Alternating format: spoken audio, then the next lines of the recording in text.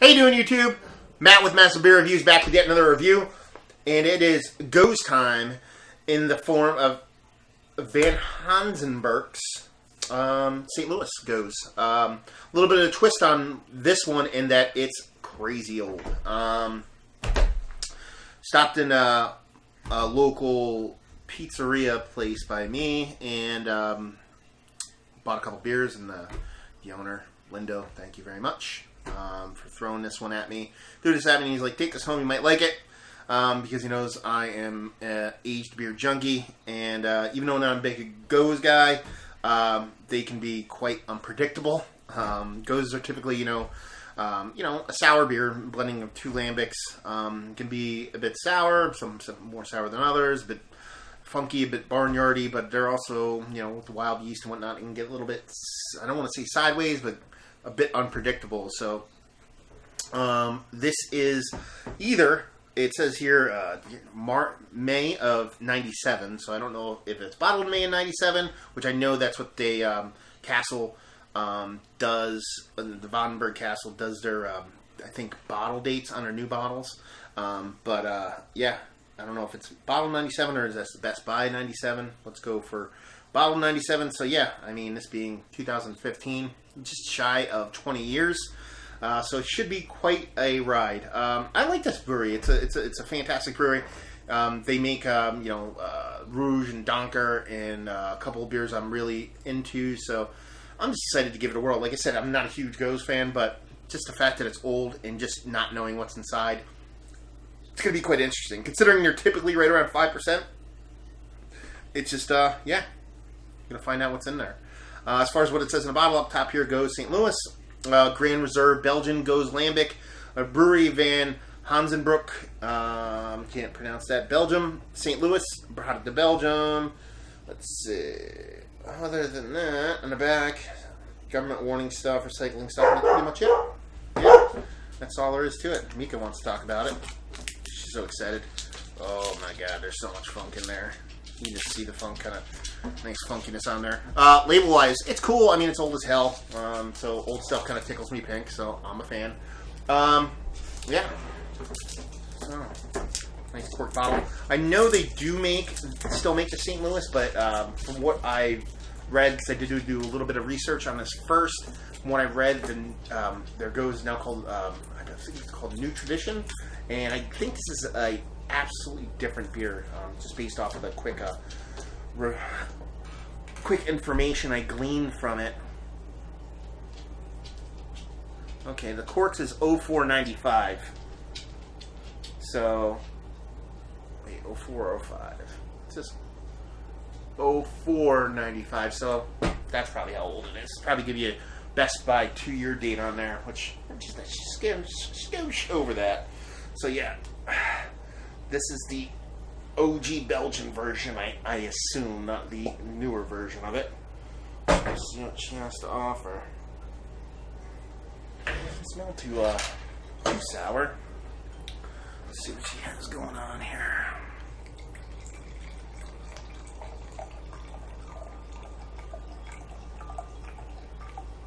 Well, zero head whatsoever. 20-year-old beer, you'd expect that. It's almost 20 years if it's bottled on 0495. This is 03 2015, so almost 20 years on the nose. Yeah, no head whatsoever, as you'd expect. Decently clear. I expect it to be a little bit more funky, considering, age and whatnot. But yeah, it's got this nice apple ciderish kind of color to it, which, is not too far off of the Geuze, So yeah, it looks old. Let's see what she smells like. It's just, you can smell, typical what you get with a beer of this age. It does have a little bit of oxidation going on, like a kind of wet paper, cardboard kind of smell going on. But it actually does smell nice. It's like a mixture of, a sour tartness, but also kind of a nice, almost caramelly sweetness to it. It's an odd mixture, and it does have that slightest bit of kind of raisiny chocolatiness to it. Very, very, very subtle. It's kind of, this is probably the oldest, lowest ABV beer I've ever tried. I've had a bunch of beers that were this old, J.B. Lee's, Thomas Hardy, stuff like that. When you're talking about stuff that you're pushing above 10%, with this one being, you know, right around 5%, it's kind of a leap of faith to dive in this sucker. But hey, if it's beer, I'll drink it. So, cheers.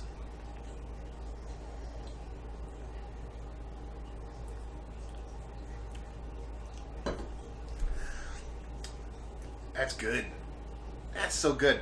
No sour left in it whatsoever. It just left behind this. Wow.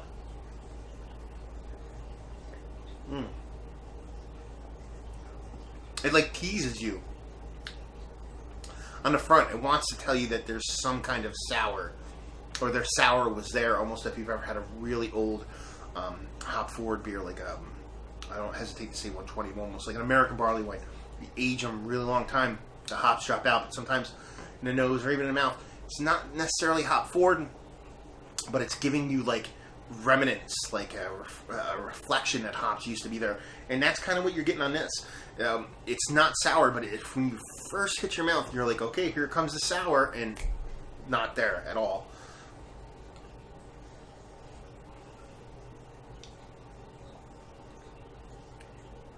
Wow. That's super interesting. It's just a super old beer, is what it tastes like. Like I said, there's not as much oxidation in the mouth as you would think based off of the nose, but it's there. You get that little bit of wet paper going on, but you get this nice, rich caramel in there. It's probably the most prominent taste out of the whole thing. It's very odd. It's like I don't even know how to put it. It's very unique.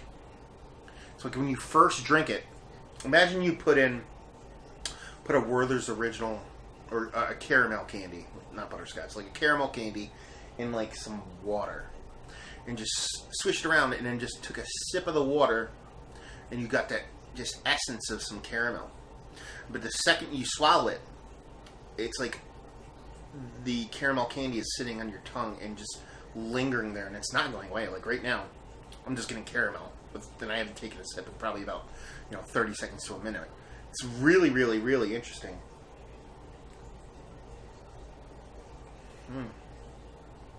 Yeah.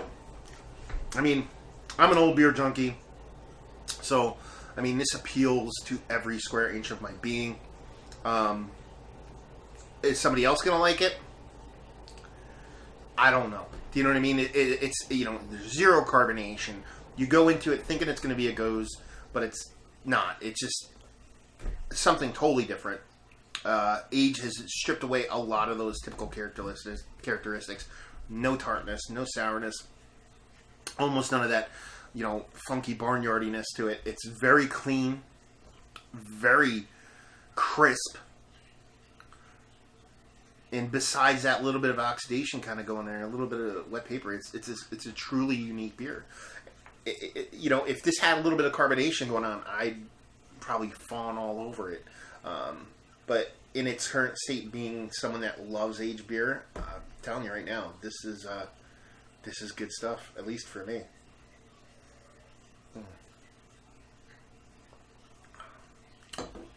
So yeah, it's a weird one to rate because I'm biased because I like aged beer. Personally, I'd give it probably a 90 as far as just pure enjoyment. If you were going to rate it on a scale of 1 to 100, 90 being the most enjoyable beer I could have in its current state, the way it is now, I would give this a 90.